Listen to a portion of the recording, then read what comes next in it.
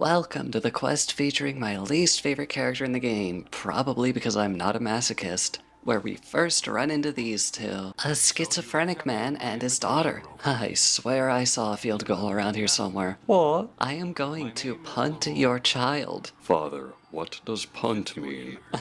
You're about to find out. This sends him into a frenzy, and he almost punts the small child for us, causing this harlot to appear. This is Yinlin. Absolute wench. She tells the mental ward resident, or at least he should be a mental ward resident, to go make some preparations for a deal with the Fraxidus and immediately tries to erase our memory. Tough luck, bitch. I killed God earlier. Realizing her voodoo bullshit won't work, she then threatens to pin us as a potential child abductor unless we help her lie to the police. We help her because being labeled a Minecraft YouTuber is cringe and successfully lie to the feds. But it's okay because she's a fed too.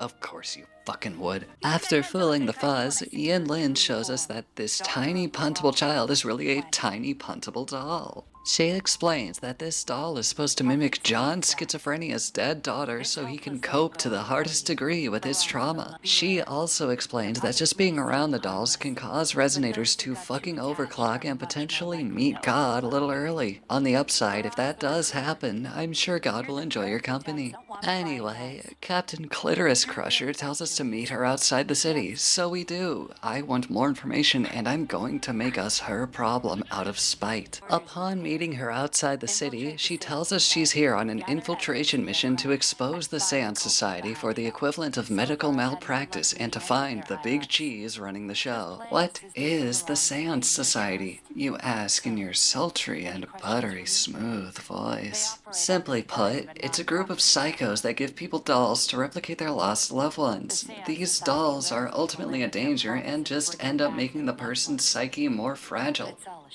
Did I mention the dying part? Lastly, Sir Schizo is part of the Seance Society pyramid scheme as a salesperson / recruiter, and Yinlin is trying to use him to find the suit running the show. She also tells us that a deal with the Fraxidus is about to go down, and we should be there to follow the most sane ABBA player in case he gets his feelings hurt, calls off the deal, and runs away because of it. Guess what happens? After following him to the location of some prototype dolls the Fraxidus wanted to buy, he laments that Master Dollmaker has betrayed him, or something. The Fraxidus show up mad about not getting their customizable waifu dolls and try to take them by force, so we step in. Hey, tiny robot girl, get this man to a mental hospital and then yourself to a scrapyard. Understandable. Oh god damn it. Yinlin tries to get the Fraxidus to leave by saying they can have the dolls free of charge. But thankfully they decline, and we finally get to turn something from an is to a was. You see this, you Bob the Tomato looking ass bitch? This is gonna be you the first chance I get. After kicking in some teeth, Yinlin brings us to a safe house where she fucking knew it. Go fuck yourself, old man.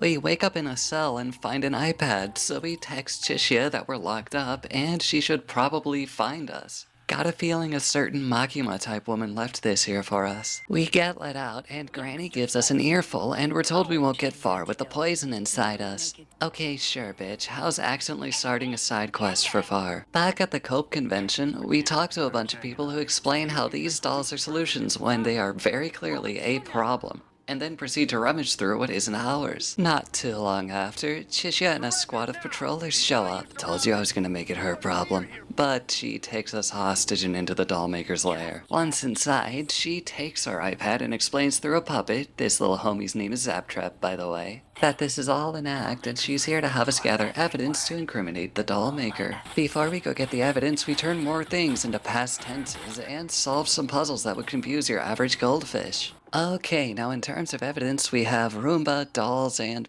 barrels. Yeah, sure, fair enough, I guess. I'm no investigator, so I'll trust the Batman wannabe over here. We get to the doll maker, and Yinlin has had enough of his shit.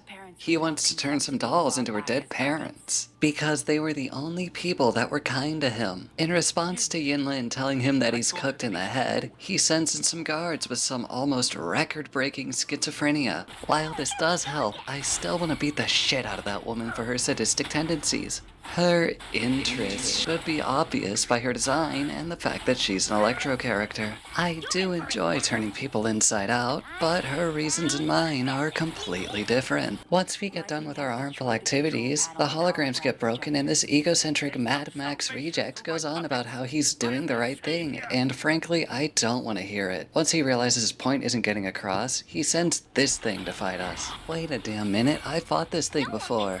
Good thing I brought the youngest arsonist on the planet who has a history of beating shit like this up. The dollmaker is understandably frustrated, and Yinlin just leaves us with the evidence because she's emo like that, and tells us to meet her one last time after everything is over. Almost on cue, Chishia and the patrollers get here, and the dollmaker is finally apprehended, and the Seance Society is dissolved. We meet up with Yinlin, and all she does for the first bit is flirt with and threaten us for laughs. Towards the end, she does thank us for our help and offers to return the favor anytime. Yeah, thanks, but I'm good. I have a Pokemon that can eat literal concepts, so... She parts while saying something about how we're both alone, and she finds comfort in not being the only loner.